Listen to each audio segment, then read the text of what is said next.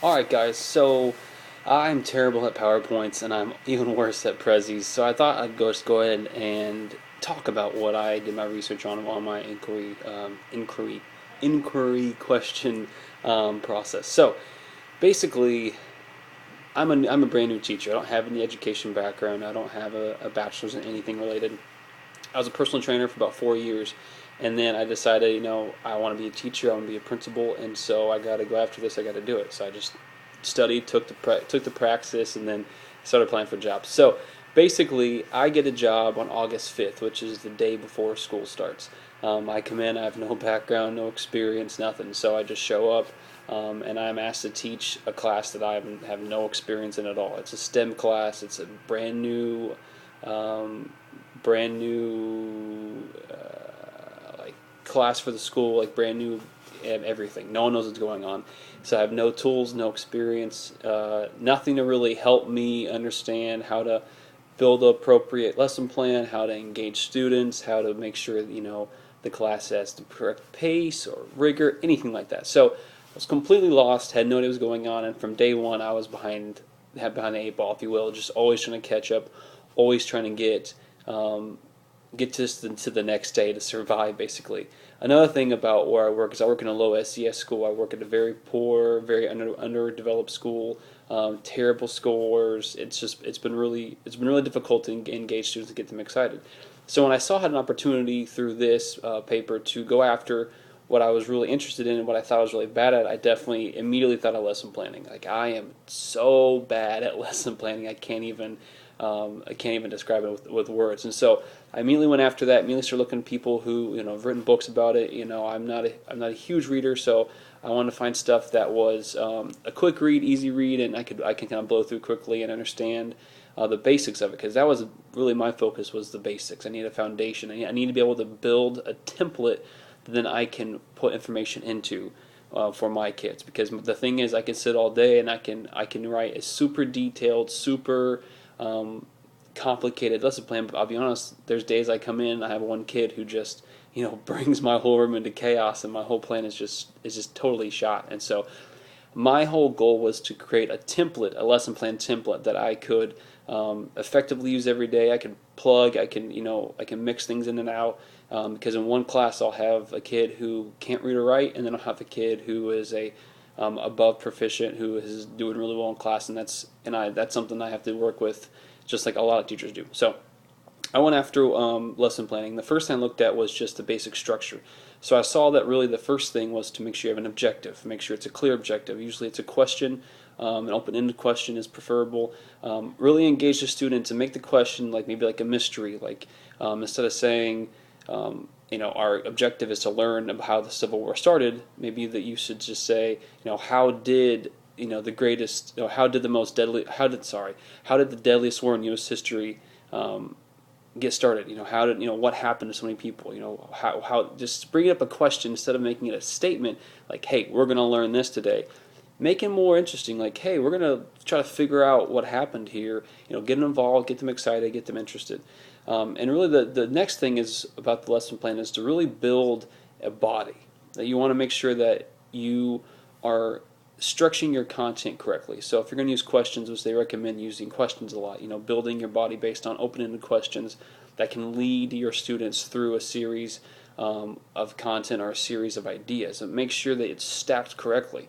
You can have a great assessment. You can think of the most genius way to, assess and pull your kids, but if you haven't really taken them through the content correctly and appropriately, then they're going to be lost, and everything you built for the end of the lesson is totally shot. Every reflection and the assessment's gone. So it's important to make sure it's obviously stacked correctly and you have a good base of your body. The objectives are clear, the activities are clear, the modeling, which is super important, make sure your modeling is clear. You model everything for your kids, make sure they know what you want, how you want it, when you want it, exactly how you want it, so that there's no questions. So really the body is important, is the most important part. And then after you move from the body, of course, you have the end, the conclusion, which is what I went to is more of a reflection, a journal reflection. I really wanted, we have a laptop cart in my classroom. We were assigned our own laptop cart because we're a technology class. And one of my applications was I wanted to use technology more every single day to incorporate structure into my classroom because I felt like they didn't have a really good structure every single day in my class. I want to make sure my plans were built upon consistency and simplicity in my classroom. And so I wanted my journal reflections every day. I wanted them to use the laptops, use their Word document, and really kind of talk about what role they played in the learning process today. So not so much about like, did you get this concept about like cell organelles or about wind turbines, but more about, what role did you play today? Did you sit and not do anything? Why? Were you involved in your group? Why? Is it because you're interesting? Is it because you just had a good day? Tell me why. And then, because I really want them to practice writing their concepts, their ideas. I think it's important that they get that across and they learn, and that's going to take practice, but they learn how to put their thoughts on paper. And it can be bad, that's not a big deal. And so I want to use those journal reflections every single day or at least 4 days a week to give them that time to do that.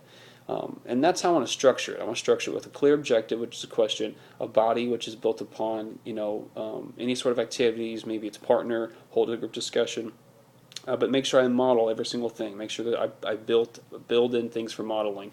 And then at the end, I want to make sure that I have a clear conclusion and I have a reflection time. And maybe most important of all of it, in my application time, I talked about building a template where I make sure that I check for understanding 5 to 7 times every single period. And it can be simple stuff like thumbs up, thumbs down, but make sure that I have a little box that I create on my little template that I have to actually check it myself. Like I have to make sure that I put my initials down and check it that I actually did that. So it's proof to myself, and also it's documentation, which is important. And then also the big thing after I did some research about how you should lesson plan effectively, the big thing was application, right? And for me, my biggest application I really thought about was, of course, I talked to you about the journal reflections, but on the technology. But the other thing for me was I wanted to get my kids excited about science, like get them really interested about what is good about it. Mine's a STEM class, and so get them to really think about what jobs there are available. And I work in a demographic where it's like 95% African American, and obviously I'm not African American, and so a lot of the kids we don't connect very well because frankly I come from like a tiny town in Texas, and these kids growing in urban areas in Nashville is totally different for me, and so I've struggled with that, to be totally honest. And so I've had opportunities given to me to bring in some scientists from TSU and Fisk and Vanderbilt that are African American, and it's amazing already the excitement the kids get when they meet these people. They see themselves in the people that are trying to teach them, and I'm using these people, and they're excited to be to be a part of this. I'm using them to bring in new concepts, new ideas, because the newness, like the introduction of the content is when I really want to hook them. I want to get them involved, and so I'm hoping to use these scientists more to hook the information for my students, and that's so that my students can really get excited and move towards the body, the meat of the unit that we're working on. Whether it's like building wind turbines, or it's thinking about the human body, learning about muscles, bones, organelles, whatever it may be. I really want them to get excited about that. And really, the last thing is, like I talked about before, is building myself a template. I like simplicity, so what I'm going to do in my applications, I'm going to basically write a template down that I can then hand write information into every day, depending on what happens that day, depending on what students are gone, what students are there. I'm a related arts teacher, and so there's days when people just don't show up. And so, really I want to build myself a template that I can write into. And last, in conclusion, I really did enjoy this process. I'm not someone who can follow details, follow like a really detailed list of things to do. That is not me at all. And so I love the idea of saying, hey, what are you bad at? What do you want to go learn about? Go do it. Go do it. Go find what you need help with. You go find the answers. You go find the people. You go find the information, and then apply it. Apply to what you're doing. Apply to how your daily life is going. Your daily teaching schedule. Make your own structure. Make your own plan. And I think that was great for me. It's exactly what I needed. Doing this online class, I'm not good with super highly structured stuff. I really need that freedom, and so I think this will be a great tool for maybe older students who have that initiative and have that interest. I don't think it'd be good for middle school kids, but for me it was great. So if you watch this, thank you for paying attention. I want to get 10 minutes, and I have done it exactly. So I hope this was interesting. I hope you learned something, and I appreciate your time. Thank you.